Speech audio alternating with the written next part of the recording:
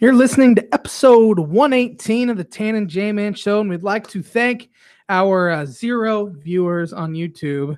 We're watching this live, I'm sure, right now. But thanks for joining us if you are actually out there. Got a lot to talk about tonight. We have some college basketball. Tanner had a big trade. He didn't make the trade, but Tanner's favorite NFL team made a some surprising trade.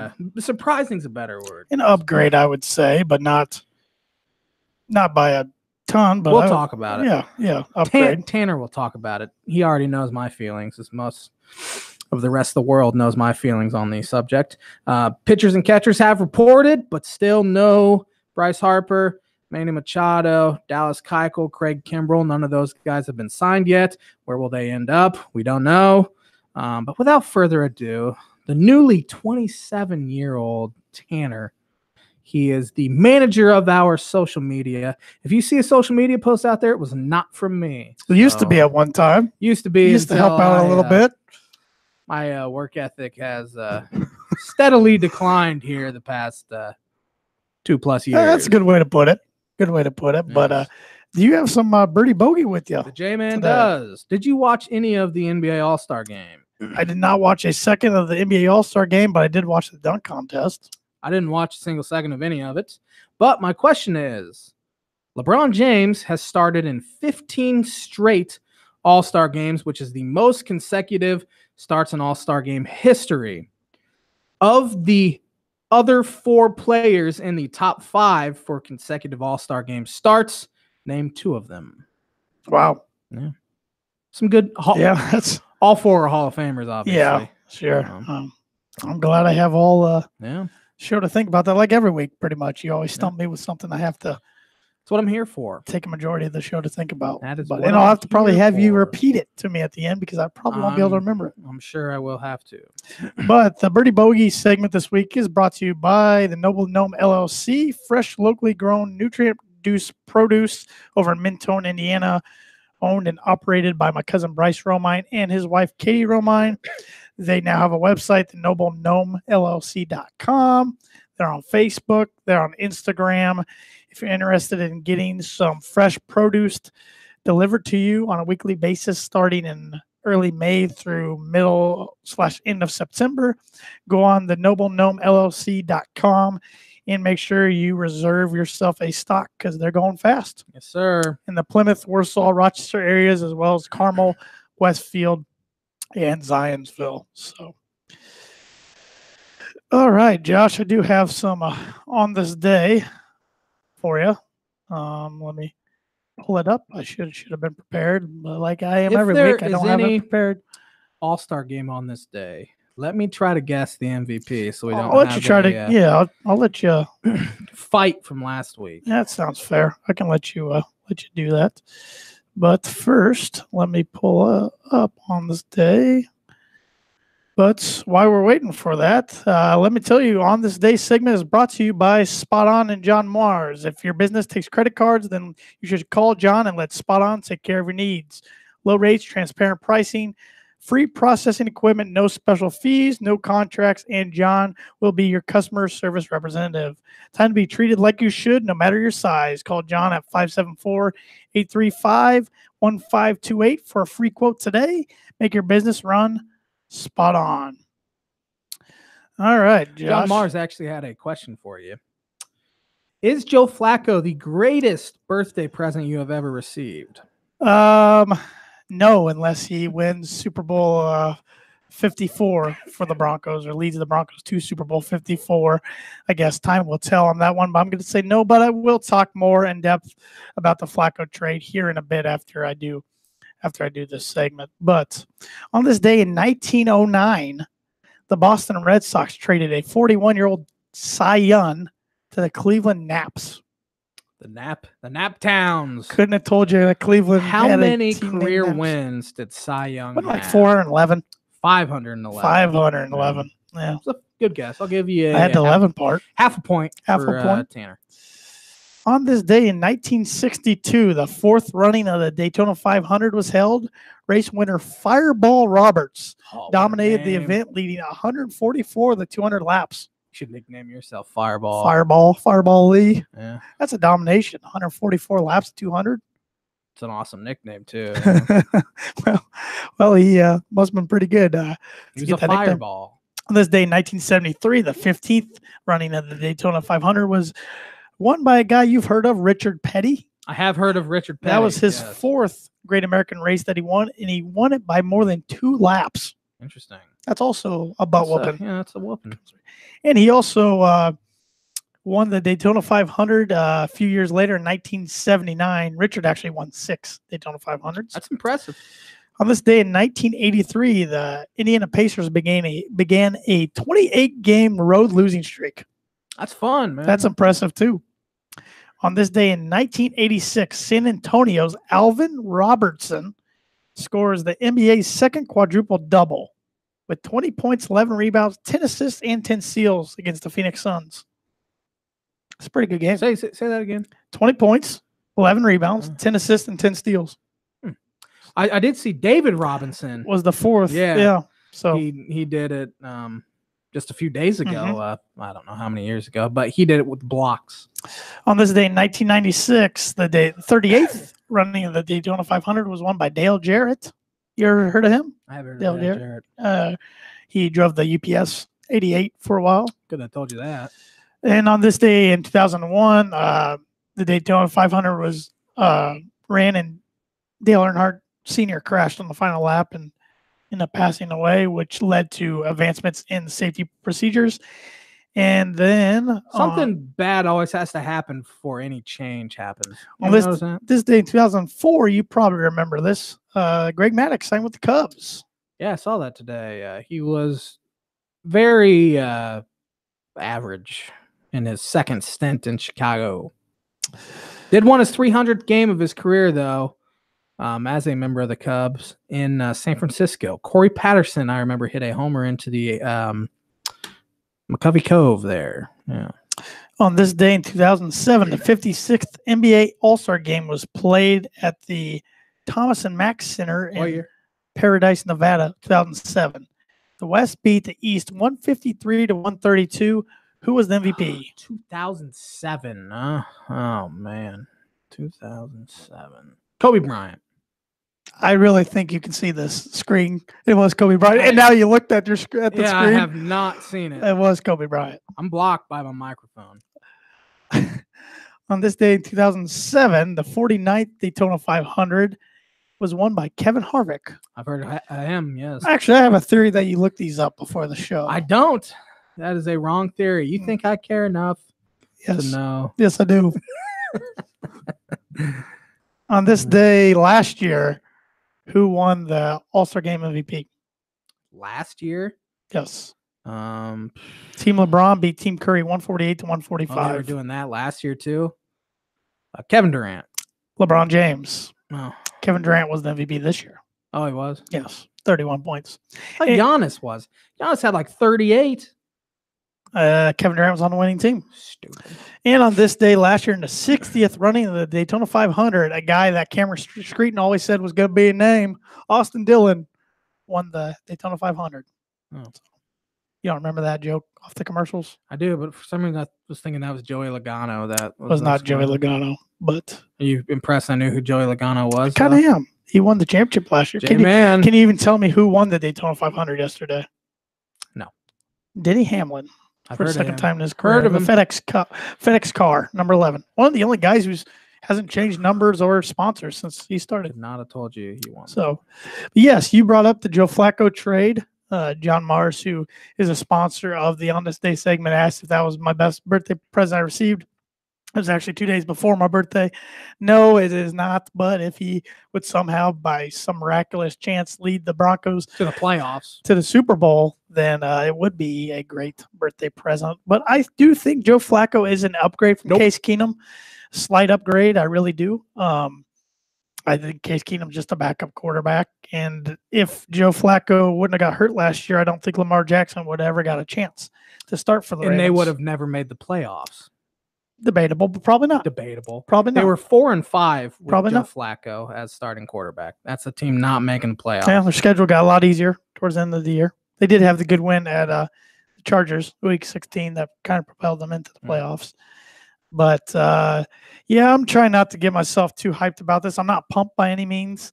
I was surprised that they made this move, but it sounds like the reason they made this move, reports came out today that Washington was really interested in getting Joe Flacco.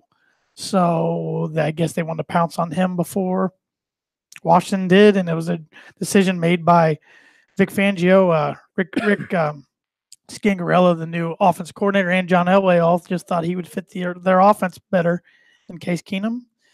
And now the question is, what's going to happen to Case Keenum? Well, there's reports today that the Tennessee Titans are interested in having Case be a backup for a quarterback that gets hurt a ton, Marcus Mariota. And he's a lot better than Blaine Gabbert. Yeah. So I would be all for that. If they can get anything for Case Keenum, I'd be all for that. I don't know if I still think they're going to have to end up cutting him and eating the $7 million that's guaranteed. But we will see. And I don't know. It's just time will tell. I want to see what the Broncos are going to do in free agency, if they're going to beef up the defense a lot. They need to add a veteran wide receiver or two, in my opinion. So time will tell about this trade. But Flacco's good enough to get you to 8-8. Yep. But not much more than that. John doesn't want to rebuild, and I don't think he has too many years left. He's 3 on his contract, and I don't think He gave a stupid amount of money to Case Keenum, and he follows it up by trading for a quarterback that's around about the same. Keeps throwing stuff at the wall, see if anything sticks. I mean, hasn't worked. Bold strategy. But literally, what team's doesn't have an average quarterback besides like 6 in the NFL? Yeah. I mean, okay, maybe 8 or 9 or. See, 10. I wouldn't even call Flacco average. He's like bottom 12. He's borderline top 15. No, not even borderline top 15. Yeah. He's borderline maybe top 22. Well, he's top 20. Maybe 18 or 19th. We'll see. I don't know. We'll see if he can stay healthy. But, classic. Always ripping my guys. I'm used to it. So, Joe Flacco. Yeah. Maybe I will say this. This was 5 years ago. Great. Really good trade. He's 34 years old. Gave up nothing for him. He's 34. Hasn't thrown a pass in postseason play since 2014. He was having an okay year. 12 touchdowns, 6 picks, but the team was 4-5. Lamar Jackson comes in, sparks him. They go to the playoffs. Okay, whatever. I just think he's at this stage in his career, he's probably decent enough to be a starter on a team that's going to be picking in the top 14 next year. I just don't think it moves the needle enough. No, it was surprising to me. I mean, to do it before the combine, before the draft. Who knows? Maybe they still take somebody at 10, they quarterback, but I don't think they will. I think they'll go defense, but they could. I will say I would have much rather had like a Tyrod Taylor or a Ryan Tannehill. Both younger guys, more athletic.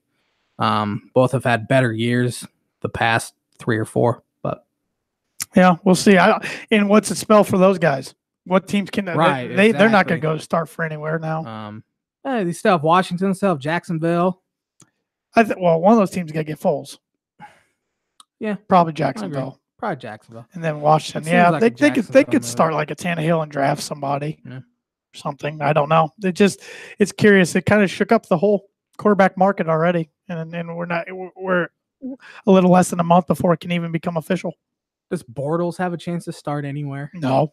I mean, he's in the same realm as a lot of these guys. I mean, but Washington's paying Colt McCoy $7 million. That's a lot for a backup quarterback. So it'll be interesting. Antonio Brown last week came out and said he wants to be traded from Pittsburgh. Where do you think he plays his football next year? Well, I read today that general managers and teams are kind of cautious now after he ripped Ben Roethlisberger, saying he has an owner's mentality and all that.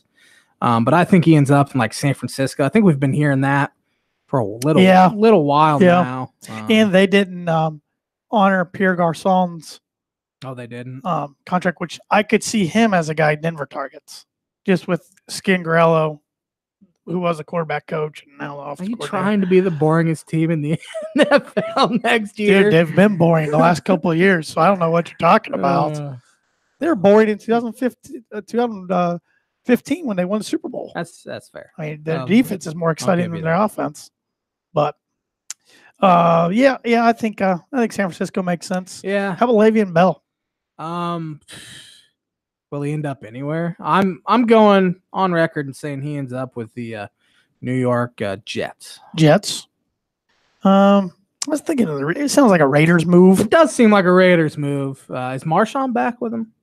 Nah, he didn't play last year. He got hurt. I think his deal was only 2-year deal. I don't know. He's old. He's pretty old. It does seem like a Raiders move, but give me the Jets in that one. I think trading for a Le'Veon, or is he a free agent, or would they have to trade for? I think he's a free agent.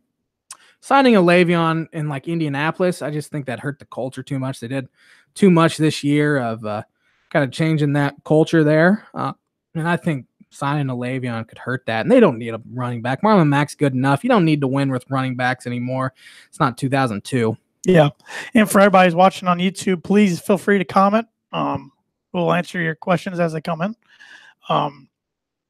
What was I going to say? Oh, and next week for everybody that listens or watches, I probably won't go over it all, but I am going to release the first ever Tanner Lee mock draft. There you go. I'm going to get into doing some mock drafts this year. So you're going to watch film and do some scouting. Probably not that heavy, but I'll probably rely on a lot of other people's mock drafts to kind of divvy it up. Yeah, like this guy here, this guy here. Yeah. So, look for that next Monday. Tanner Lee's mock draft. Don't listen to Kuiper and McShay. So listen to me. Any other NFL notes? I don't think there's. We probably won't have much until maybe the combines, and I think it's next weekend. So we might have some stuff then. And then of course free agency starts. I think March 13th is the opening of the new fiscal year. Yeah, if I remember correctly. I think you are correct. Yeah, actually I know it is because that's when the Broncos trade for Flacco. Yeah, that's probably where I heard March 13th. Well, let's switch gears I was going to switch to baseball. That's what I was just leading into, a season that's now about to begin, spring training. Yeah, the games I think start Saturday or so. But yeah, pitchers and catchers have reported, and as I said, no Bryce Harper, Manny Machado, Dallas Keuchel, Craig Kimbrell. Those are kind of the top four right now, free agents that haven't signed. I've been saying this for a while, but what needs to happen is the players need to go on strike. It's going to suck. They really need to, because this collective bargaining agreement is trash. The owners are greedy, and they just don't want to shell out the money. It's really killing baseball right now that really the past 3 off seasons, the big-time free agents haven't signed until like February. I mean, last year, Jake Arrieta didn't sign until March. Yu Darvish didn't sign until about this time last year. And then, of course, this year with the big name free agents, although it does seem like or sound like Harper could be getting close to a deal, possibly with Philadelphia. It sounds like they have offered 10 years for like $300 million, which is a lot of freaking. 310, wasn't it right around there? Yeah, it was something like that, which is a lot of freaking money. The San Diego Padres are also involved, which would be interesting. That they're actually trying to go for it. Now they have the best farm system in baseball. And they should be pretty good here within 2 years. And this could really move their timeline forward. I've heard they've offered Manny Machado $250 million, but from everything I've read that he didn't like playing on the West Coast. So I really think Machado ends up still with the White Sox. That'd be interesting. That'd be. So I think Harper is down to like the Phillies, Padres, and there could be a mystery team. No one really knows yet. And this is another reason why Kyler Murray was smart for choosing football. Another reason being Vlad Guerrero Jr., Vlad Guerrero Sr., Hall of Famer's son, is the best prospect in baseball. He just absolutely rakes. But the Blue Jays are not going to let him start the season in the big leagues right out of spring training, much like the Cubs did with Chris Bryant, because they want to gain another year of control over him. And that's just another reason why Murray was smart choosing football, because the way the game's kind of set up in baseball now, the owners kind of screw you, and change needs to happen, and strike's coming, and it's going to need to happen. Adam Wainwright said that he thinks a strike will happen and needs to happen, and you just hope it doesn't ruin the sport altogether. Yeah. Well, who do the Cubs start spring training with? Brewers. Milwaukee Brewers. In the Pacoda projections came out, which is this, I don't really know. They use computers and all that. Have the Cubs finishing. That's what I'm trying to find here. Dead last in the National League Central, winning 79 games, going 79-83. It actually moved down because last week they had them going 80-82, and now it's 79-83. Means absolutely nothing. They had the Brewers finishing like third or fourth in the division last year. Pointless. But the Vegas odds or over-under win totals came out today, and I think the Yankees were number one. I got them up here. Yankees were at 95.5. Where were the Cubs at on that? 88.5. 88.5. That's fair right now. I'll go in order, alphabetical order. You tell me if they're going to be over, under, or spot on to win. Beautiful. Ready? Arizona Diamondbacks, 77.5. Under. They traded Paul Goldschmidt to the Cardinals. Obviously, their best player. They're under. The Atlanta Braves, 84.5. Over. I think they win the East. Win the East. Baltimore Orioles, 60.5. Under. They won, I think, 47 games last year. I don't anticipate them winning much more than 55, if at all. So. Defending world champion Boston Red Sox, 95.5. It's tough to repeat, as we saw with the Cubs, and the Astros didn't even they got to the CS this year. But I'm gonna go that's about right. Spot on, maybe 95. Chicago Cubs, 88.5. I'd go slightly over. Right now I'm thinking 90 and 72 or so. Yeah, they had 95 wins last year.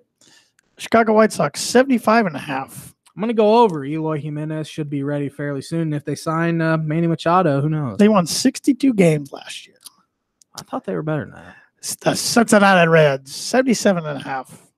I'm going to go with right about 77. I think they go somewhere like in that 77 to 81 range. That'd be a 10-game win increase. They had 167 last year. Cleveland Indians, 90.5. I'm going to go right about that. They're in the worst division in baseball again. I think they can easily win that division. They had 91 wins last year. The Colorado Rockies, 82.5. It seems about right. I don't think they'll make the playoffs this year, but we've been saying that the past 2 years, and they've made it. So I think they go somewhere in that 82 to 85 win range. They had 91 wins last year. The Detroit Tigers, 67.5. I'm going to go under. I think they're the worst team in the American League, not named the Royals and Orioles. They had 64 wins last year. Houston Astros, 96.5. I'm going to say they're at 96 or so. They had 103 last year. The Kansas City Royals, 69.5. Way under. I think they win in the 50s. They won 58 games last year. Yeah, they were real bad last year. Los Angeles Angels, 83.5. Under. They won 80 last year. Los Angeles Dodgers, 94.5. I'd say right around 94. They won 92 last year. Miami Marlins, 65.5. I'd say they're right around that. They won 63 last year. Milwaukee, 84.5. I'm going to go over. I still don't know about their pitching staff, but they can really hit. That's way down from 96 wins last year. Twins, 84.5. Under. They had 78 wins last year. The Mets, 84.5. I'd say they're around that. Especially if they bring Tim Tebow up. I was looking at his numbers from AA. He's 31 years old in AA last year. He's in AAA. Struck out 34% of the time. That has the makings of being the worst major league player of all time. Do you think he'll play in the MLB this year? He might. I mean, they'd have to be so far out of it just to bring some juice. Say they have a season like they did last year with 77 wins. They won 77 games last year? That's a lot more than I thought they did. Yeah. The New York Yankees, 95.5. I'm going to say they're right around 95. Yep. They had 100 wins last year. The Oakland Athletics, 83.5. Over. They had 97 last year. Philadelphia Phillies, 84.5. Over, especially if they sign Harper or Machado. They had 80 last year. Pittsburgh Pirates, 77.5. Over. That pitching staff's great. They had 82 last year. The Padres are OTB. I don't know what that means. OTB. And they had 66 wins last year. I'm going to say they win more than 66 this year. Giants, 73.5. That's probably about right. Old team. Their manager said today this is last year. Hall of Famer. They had 73 wins last year. The Mariners, 74.5. Under. They completely gutted that roster. They had 89 wins last year. St. Louis, 88.5. I'm going to say under. They had 88 last year. Tampa Bay Rays, 84.5. Under. They had 90 wins last year. Texas Rangers, 70.5. Under. They had 67 last year. Blue Jays 76.5. Under. They had 73 last year. And the Washington Nationals 87.5. Under. That pitching staff's nasty, though. They had 82 wins last year. So I'd hit the under on most of those. good job, J-Man. I didn't even give you a heads up that was coming. You love me well. some You are the baseball, baseball expert of the Tan and J-Man show. Yes, That is sir. for sure. That is for sure. But switching gears to the hardwood, college basketball, man, especially around Big Ten country, it's getting interesting. Yeah, it is. I think this Big Ten tournament in Chicago is going to be nuts. It's the deepest I've ever seen the league. Easily. Besides the Northwest. I think Northwestern's the worst team in the conference. It's really not even close right now. Yeah, I think they're the worst team too. Maybe the worst Power 5 school. Just kidding. Cal's worst. I was going to say there's got to be a few, but they are not good. They should be a lot better than they are. But your Illini are rolling? Yeah. Are tied for the longest win streak in the Big Ten right now. They've been showing progress over the past month, but they hadn't won that true road game, and they did against a likely tournament team, albeit by one of the worst I've ever seen, because I think Ohio State's just a garbage basketball I will team. go on regards and say they will be the worst Power 5 team in the tournament to not win the conference tournament that's ever got in. Interesting. I think they are awful on offense. They're a turnover waiting to happen. They were leading most of that game against Michigan State, and it was still like a tie game with 5 minutes. So I ended up losing by like 19 yesterday. Yeah, because they scored 12 points second half. Yeah. Illinois on Thursday held them to 4 field goals from the 13-minute mark on, and I think Ohio State only had like 5 or 6 field goals in the second half. It's terrible. But Illinois' defense was great. As I said, they really held them in check in the second half. They shot a season low, at least up to that point. I don't know if they shot lower yesterday.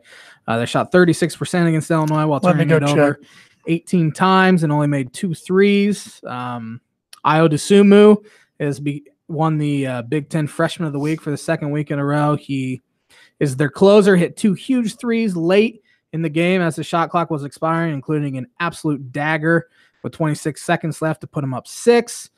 He's a closer, man. Trent Frazier went through a really bad shooting slump at the beginning of Big Ten play, and if you notice, he has like a little bead, and like there's like 3 beads and like a strand of hair. Ever since he's put that in, he's 21 for his last 40 from 3. So hey, it's working. Georgie keeps being Georgie, and they're playing some good basketball right now. What'd you say Ohio State shot? 36%. 32 yesterday. Okay, so they shot worse. So 18 for 56. Yeah, I think they're just up. Michigan State only shot 38% yesterday. And there's no guarantee they make it, because last I saw, Lunardi had him as like a 10. So I mean, they have opportunities to really push themselves out of the tournament. But Illinois, well, let's see their upcoming schedule. Has won 4 in a row. They have 2 opportunities to get wins this week. One on the road at Wisconsin, which is tonight at 8 o'clock. Illinois will not win that game. I'll go on record and say that. We'll predict all the Big Ten ones in here in a bit. But the remaining schedule for Ohio State's Northwestern at home. They'll win. At Maryland, Iowa at home, at Purdue, at Northwestern, and Wisconsin at home. I mean, they could honestly win just one more game. They've overachieved already this year. Yeah. It's been a great job by Holman. They kind of banked their wins early. Creighton, Cincinnati. Yeah, and those are good wins looking back. I don't know about Creighton if they're going to be a tournament team. I don't think so. Kind of right on that line. The whole Big East is right on that line. Yeah, Cincinnati's really good win, but other than that, I mean, they beat UCLA, I think, and UCLA's having just a horrendous year. Yeah, good luck to whoever takes that job next. Boilers got their 8-game losing streak snapped at Maryland on Tuesday, wasn't it? It seems like forever ago. You just said 8-game losing streak. 8-game winning streak snapped. Thank goodness it wasn't an 8-game losing streak. But talk about a bad shooting performance. That was horrendous. They were due for it, because they've been making everything. Oh, they were due for it. That was really, really bad. But they still hung in there and just couldn't. I mean, they tied Maryland with 41 rebounds. Maryland's one of the better rebounding teams in the country. Yeah. Only had 4 turnovers compared to Maryland's 11. I think, man, we'd win by double digits. They just couldn't throw in the ocean. I mean, Carson Edwards was 8 for 27. First time he ever looked a little rattled this year. I think the fans really got in his head, and he just didn't look himself. But Purdue had a good bounce back, 12-point victory against Penn State on Saturday. Very sloppy, 25 turnovers from Purdue. This is a team that hardly ever Yeah, turns they it over don't. double digits. To do it 25 times is kind of concerning. To do it without Travion Williams was nice. He only played 2 minutes due to strep throat. Carson Edwards still put up, I think, 21 points or so. And he has 19 games with 20 or more points this year, which by he's a far scoring the machine. leader in the Big Ten. But it was Matt Harms had 16 points. Aaron Wheeler had 7 off the bench. Sasha Stevanovic had 8 off the bench, all in the first half when they really needed it. Grady Eifert, 7 points, 8 rebounds. I mean, other guys just stepping up when their numbers called. Evan Boudreaux, 5 points. Yeah, that doesn't sound like a lot, but 10 minutes was the most he's played since early January. My balding brother. So, and that included a big 3 at one point. So it was a good win by Purdue. I mean, they fought through some adversity during the game. Getting to the free throw line, a ton helped. I think they shot 28 free throws. Penn State was fresh off a win against number 6 Michigan. They got a win out the Bryce Jordan Center, which is a tough place to play because nobody shows up. It's kind of like the empty tomb of the Big Ten. They got it done. And man, this Big Ten race is interesting because now, Michigan State got the win yesterday, but they've lost Nick Ward, who was averaging, 17 and 10 or something like that for 3, if not 4 or 5 weeks, with a hairline fracture in his hand, shooting hand. So it's still looks like probably a 3-team race as of right now. I mean, you got Iowa, Maryland, and Wisconsin all there with 5 losses. I was kind of coming, but they would need Purdue, Michigan State, and Michigan to all lose twice. Michigan and Michigan State do play this upcoming Sunday for the first time of 2 meetings. That's going to go a long ways. Where's that at? At Michigan. But Michigan travels to the Barn on Thursday nights. Yeah. Michigan also travels to Maryland upcoming soon. And besides the 2 matchups with Michigan State doesn't have too bad of a schedule. Purdue's win-loss against their opponents is the easiest, but they have 4 road games remaining and 2 home games. I mean, they got Indiana, Nebraska, Minnesota, and Northwestern left on the road, and Illinois and Ohio State at home. And Illinois is not going to be a cakewalk by any means. You guys play good defense. You guys are playing really well right now. I'm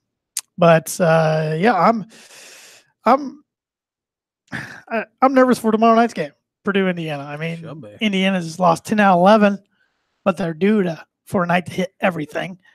Looking back on the record of Purdue and Indiana series-wise, since 1977, Purdue has only went into Assembly Hall and won by double digits once. That was in 2011 when they won by 11 points. I mean, they've been ranked number 3 in the nation, got in there against a 9-win Indiana team and won by 3. I mean, it's just never, ever easy there, and I expect a dogfight tomorrow. Now, if Purdue could come out and jump on IU from the get-go and get up double digits early, maybe IU Michigan crumbles. Did. Yeah, maybe IU just crumbles. Because, I don't know, it'll be interesting to see how hard IU plays. You think they'd play hard being a rivalry game. They haven't really played hard lately, but so much of the media was scrutinizing them today for not playing hard. Maybe they finally get the message tomorrow. Archie might be in over his head. We don't think he'll be fired after this year. I would be shocking. What happens if they lose out, though? I still would be shocked. Yeah, fired. That would end up being like 16. They'll lose their recruits. 17. I mean, yeah, it'd be idiotic to fire him. Although I don't think he's that great of a basketball coach for one. So it'd be interesting. Yeah, if they don't make the tournament, his seat's hot next year. Yeah, if they make the tournament, they got to get on fire. Oh yeah, it's an absolute must-win tomorrow against the Boilers. Yeah, because they travel to Carver Hawkeye Friday. Ooh, Indiana does. Iowa, although they haven't played the greatest competition, they're still finding ways to win. They are getting a little lucky. Extremely lucky. That buzzer beater they hit against Rutgers was one of the most unbelievable shots I've ever seen. I didn't think a ball could be banked in from right there. He could shoot that shot 100 more times from the corner and without any defense, and he would. I don't think he makes that shot. I don't know how that pass got through there. Right. But you're fighting Scarlet Knights of Rutgers. They're getting better. They're tough. I mean, Iowa wins that game. They hit a buzzer beater week before that against Northwestern team. Bohannon had to bail them out against Indiana. Yeah, they're getting. They got some clutch guys, but their team they're pretty good. And we got a question, kind of related to Iowa. We do. Well, it's kind of mixed in with Iowa and Notre Dame. into the Big Ten. What are your thoughts on potentially adding Notre Dame to the conference? That comes from Ricky Wilson, who is a listener of the podcast from Iowa. I've always been for Notre Dame coming in the Big Ten, but I like them to join for all sports. So I don't think that's going to happen. They got a pretty good home with the ACC in most of their sports. They are an affiliate of the Big Ten in hockey, and I just don't see them joining a conference for football because of their contract with NBC. But I've for years always wanted them to join the Big Ten. I thought it made a lot of sense, but unfortunately, I don't see that happening anytime soon. Yes. You agree? You don't have any other thoughts? I don't think it'll ever happen. When the Big Ten was first thinking about expanding, I mean, even before Nebraska, the two programs I wanted were Missouri and Pittsburgh. I thought they made sense geologically. I thought Missouri could have a rivalry with Illinois. Pittsburgh could have one with Penn State. I thought that'd be two good mix, but especially after they got Nebraska, I thought those two could fill in, but they went for the Washington, D.C. crowd with Maryland, the market, and the New York market with Rutgers. Thinking people actually watch Rutgers in New York City. Yeah, and Washington, D.C. doesn't even have the Big Ten Network, as far as I know. In that hotel, they didn't. Hotels, they didn't. Yeah. But, I mean, if you're flying into D.C., you're probably not flying there to watch Maryland on Big Ten Network. No, but hotel room. You spend all those millions of dollars in conference expansion to move them out there. They should have that anywhere in the city. I've been in Chicago in hotel rooms that didn't have the Big Ten. That's Network. pretty crazy. Because the Big Ten's multiple. That's weird because the Big Ten's headquartered in Chicago. It's just because they're hotels and they have the cheap. Yeah, they must have real cheap because about every cable package has Big Ten Network anymore. But anyways, moving on. Big Ten prediction time. Illinois at number 22, Wisconsin. Line is at 10 up at the Kohl Center. Wisconsin wins, but it's by less than 10. The way Illinois is playing, it'll be probably fairly low scoring. Wisconsin doesn't score much. Ethan Happ did nothing in their previous matchup against each other. He had 9 points, which broke his Big Ten long streak of consecutive games with 10 or more points, but Nate Reavers went off for 25. Illinois has not beaten Wisconsin since the Bruce Weber days.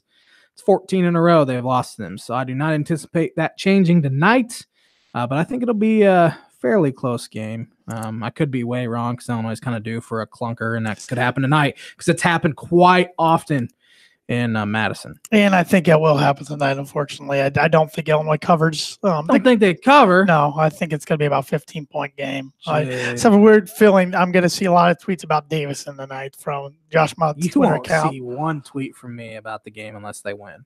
Okay. When's the last time I tweeted? I don't know. I don't follow your Twitter that much anymore. You're boring now. You used to be pretty entertaining. Wait till Cubs season. They'll be entertaining again. I have to mute you this year. Man. Oh, don't get me started. Tomorrow night, got 3 games. Nebraska at Penn State. Give me Penn State. Nittany Lions playing a lot better. Lamar Stevens is playing well. They have that freshman Bolton. Josh Reeves is a great athlete. He had a great dunk the other day, I think, against Purdue. And I think Penn State wins that fairly handily. I think Penn State wins. Stevens has been playing well. He did have 8 turnovers against Purdue the other day. Nebraska has won 2 in a row to kind of get themselves back with maybe a chance if they get hot to make the tourney, but I like Penn State at home. Purdue, number 15, Purdue at Indiana. Indiana, I think, is completely given up on the year. They're just not playing hard. As you said, they were horrendous against Minnesota. I think Purdue goes in there and wins by 12. I will take Purdue, but I think it's close, around 5 points. Purdue's won 3 of the last 4 trips to Bloomington. They've won 9 out of the last 10 games against Indiana, so they're actually due for a loss. Nothing would shock me. Throw the records. I've always said throw the records out the window when these two teams meet, but we shall see. Good ranked matchup, Maryland at Iowa tomorrow night. Give me the Hawks. I think they win at home. Carver Hawkeye gets rocking. And I think they win fairly handily. I agree. I like the way Iowa's shooting the ball. Rutgers at Michigan State. Michigan State has played well, even when they've sucked in the Breslin Center. Now without Langford and Ward, Can the Scarlet Knights give a scare to Michigan State? I think they can give them a scare. I don't think they'll win. Winston and Goins and McQuaid. Goins has to step up. Yeah. Goins and Tillman have to step up now. And Tillman's been pretty good. Goins has been really good. So has Goins. But Michigan State by 11. I'll take the Spartans as well. Northwestern at Ohio State. I think Ohio State wins that one. Low scoring, first one to 50 wins. I think Ohio State 51-44. It'll be the boringest game in Big Ten history. Kind of putting aside the Illinois-Penn State game from a few years ago. That was a decade ago now. How about the Penn State-Wisconsin one, the Big Ten tournament that one year when they both scored in the 30s? That was real bad, too. That was bad. Penn State brings that out of people. I'm going to go with the upset. I'm going to go take the Cats. I like it. I don't like this Ohio State team. I mean, they're not hateable. I just don't think they're that good. Bad. This game in football is played for the Little Brown Jug. Number 7, Michigan at Minnesota. The barn will be rocking. That could shake up. I haven't really loved the way Michigan's been playing. They played really well against Maryland, though. I think they go in there and win by 3. Matthews has been huge for him lately. I will take Minnesota, or no. I will take Michigan, but it's close. I want to take Minnesota, but I can't pull the trigger on it. I think it's gonna be a good game. Indiana at Iowa Friday night, 9:00 or Friday night. Give me Iowa by 17 or more. Like we said, Iowa's tough at home, and they've already beat Indiana once. I like Iowa to complete the sweep. Penn State at Illinois on Saturday. This will be a hard-hitting matchup. Penn State's real physical. They're athletic. I fully expect it to be a very close game, but give me the Illini at home, 77-72. This will definitely be a physical matchup. Two teams that play really hard, play good defense, foul a lot. Yeah. But I like Illinois at home. It'll be a 3-hour game. Ohio State at Maryland. Give me Maryland by 24. I like Maryland. Fernando and Smith will be too much. Wesson will foul out in like 10 minutes. Purdue at Nebraska. Give me the Huskers. I think they get her done. They're playing desperate. I think they get it done at home. Purdue hasn't won there very often, have they? Since they've been. They lost there 2 years ago when they won the Big Ten. Yeah. It's like off and on. Tough place to play. But Watson's playing better as well. I'll take Purdue. They had a good defensive scheme against them just 2 weeks ago. If Nebraska loses to Penn State, I think that's going to kind of crush them. But I'm going to take Purdue, but it won't be easy. And Wisconsin at Northwestern. Wisconsin big. Sunday, Big Ten game of the year so far, Michigan State at Michigan. Give me Michigan. As we said, no, Nick Ward and his fat ass. Give me Michigan at home by 7. Yeah, I like Michigan at home. It wouldn't surprise me to see these two teams split this series, home and home. But actually, usually when they split, the road teams win. Yeah, it's weird. But I think, without Ward, Michigan will be too much. And Minnesota at Rutgers to cap off the week Sunday night. Give me Rutgers. Rutgers tough as all get out at home. Minnesota needs to keep winning games, too. They're not out of the woods yet. So give me Rutgers at home. I like Rutgers as well. Would not be surprised if Rutgers is favored in that game either. Yeah, they don't have the lines on them yet, of course. But Notre Dame at home against Wake Forest tomorrow. Wake Forest is horrendous. It's Danny Manning's 4th year. 9-15. They have been so bad. 0-8 on the road. They lost by 38 at home to North Carolina over the weekend. I think Notre Dame wins that one easy, and Danny Manning gets fired sometime at the end of the year. I think Notre Dame gets that one done. And then do they have a chance to pull off the upset Saturday night at home against Virginia Tech? They gave Virginia all they wanted on Saturday, but going to Virginia Tech, who has not been playing the best basketball lately, I think Virginia Tech wins that one by 7. Your favorite college basketball team, the Butler Bulldogs, travel to number 11 Marquette Wednesday night. Give me Marquette. I like this Marquette team. I've been saying it every week. Every week for the past month. I think they go to the Final Four this year.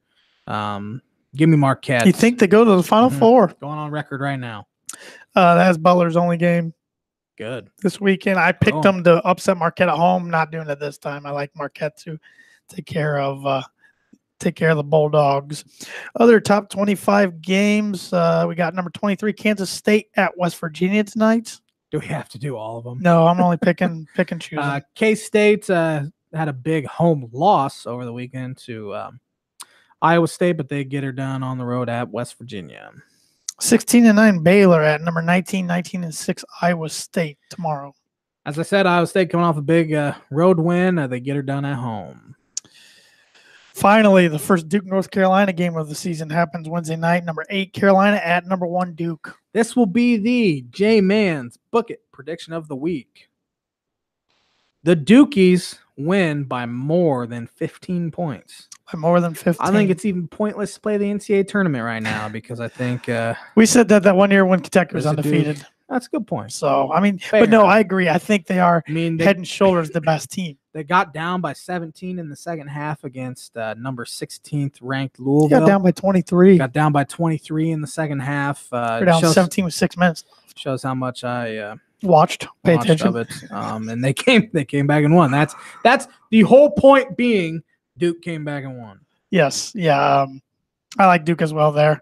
And the J-Man's Book Prediction Week is brought to you by Indiana Farm Bureau insurance agent Travis Watering. Here's a little blurb from Travis himself. Oh, let's see what other games. Number 3, Virginia at number 18, Louisville on Saturday. Give me Louisville at home. Did you see the end of that Louisville game against Clemson? No. They were up by like 6 late, like 30 seconds left. Next thing you know, it's I want to say a 1-point game. Louisville's inbounding the ball with like 3 seconds left. Guy throws it away. Clemson guy goes up, layup. The guy who threw it away on the inbound came out, just smacked the crap out of the ball, blocked it. Louisville wins. They got lucky, though. I'm going to take Virginia. I don't know. Louisville needs a win like that, though, to get their confidence going again. Number 5, Tennessee at number 13, LSU. Tennessee had played one of the weakest schedules in college basketball to this point, and then they finally met their match in Kentucky. Kentucky's playing good. Yeah, Kentucky's playing as well as anyone in the country right now. Give me LSU, though, at home against the Vols. I like LSU, too. I said last week I think Tennessee's, if they're 1 seed, which I don't even know if they're going to continue to be a 1 seed, they're one of those teams I'm going to pick to get beat by 8-9. They literally played an NIT schedule for like the last 20 games. Number 16, Florida State at number 8, North Carolina. Give me Carolina. They bounce back after getting beat by more than 15 I like points that as well. Number 1, Duke at Syracuse. Syracuse got the better of the Blue Devils earlier this year. Does it happen again? No, I think Duke. You know what? I'm going to go on record and say Duke wins out, including the ACC tournament and at Chapel and Hill NCAA championship. Oh, you're just going way into it. Okay. A lot of record statements tonight. J-Man. Number 12, Kansas at number 14, Texas Tech. Give me the Red Raiders. Kansas is going to win the Big 12 again now that Kansas State has started to falter a little bit. But Texas Tech could help them out. I just think this is a game Kansas gets, and they somehow find a way to win the Big 12 again. That's a guy I think could be really good at Indiana. Chris Beard. Oh, Chris Beard. I thought you were talking about Bill South. Chris Beard. Yeah. Learned under Knight. I want to say Chris Beard was a Texas Tech grad, and that's why he's there. Okay, well. or at least he's from Texas. Chris Mack was also a Xavier grad. Yeah, that's a good point. Good point. So, good point. But no, I get what you're saying. So, and we'll predict one last game. Number 17, Villanova, coming off a choking loss to St. John's. That probably got the Johnnies in the tournament. I saw a theory. At Xavier. The Big East is great at collusion. And they wanted to get him in there. There's no way Villanova lost that. Jay Wright's a great coach, top 5 coach in America, but this team's not as talented as they have been the last few years, so they're going to have some slip-offs. But I like them to win at Xavier, who's 13-13 this year. Yeah, I do too. Xavier's head coach, Travis Steele, is John Gross's half-brother. Did you know that? No. You can kind of see it in their face, kind of look like each other. I mean, you Gross was so good for you. His first year, you learned everything about the guy, probably more than his brother knows about himself. So I didn't know Travis Steele was his half brother until like 3 weeks ago. I don't believe you. Yeah, but that'll wrap it up for NCAA basketball talk. But hit me with Birdie Boogie one more time, because I forget the question. I honestly do. LeBron James has 15 consecutive starts in All-Star games. Okay. Of the other 4 players in the top 5 for consecutive All-Star game starts, name 2 of them. All time. All 4 Hall of Famers, obviously. Jordan? No. He's not one of them? Remember, Jordan missed a couple years. Yeah, he retired for baseball. I get a redo. Right. Kobe Bryant? Yes. Tim Duncan? Yes. Can you name the other 2? Kevin Durant. Has Durant been in the league even 10 years yet? Oh, yeah, it's 2019, idiot. No. So Kevin Garnett. No. Bob Cousy is second. I wouldn't guess at him. 13. Tim Duncan has 12 consecutive. Kobe Bryant had 11. Kobe's the only player with as many total All-Star starts as LeBron, but he didn't do it consecutively. Is Kareem? No, Julius Erving has 11. Because Kareem played 19, which is the most ever. Yeah. So, pretty good question. Okay, man. Pretty good question. Coming in hot. And that's going to do it for episode 118 of Rochester's #1 podcast, The Tan and J Man Show. Thank you to everybody who watched on YouTube. That we're going to try to do this probably about every week. I don't know if this will be the same time, but you can follow us on Facebook, Instagram, and Twitter, and we'll let you know what time our stream is going to start week to week. Of course, you can listen to our podcast on SoundCloud, iTunes, Spotify, TuneIn Radio, Google Play. And I already went over to our social media channels, and you can check out our website, which we have up, thetanandjmanshow.com, until sometime in May, and then that's going bye-bye. So with that said, hope everybody has a great week, and we'll be back next Monday for episode 119 of the Tan and J Man Show.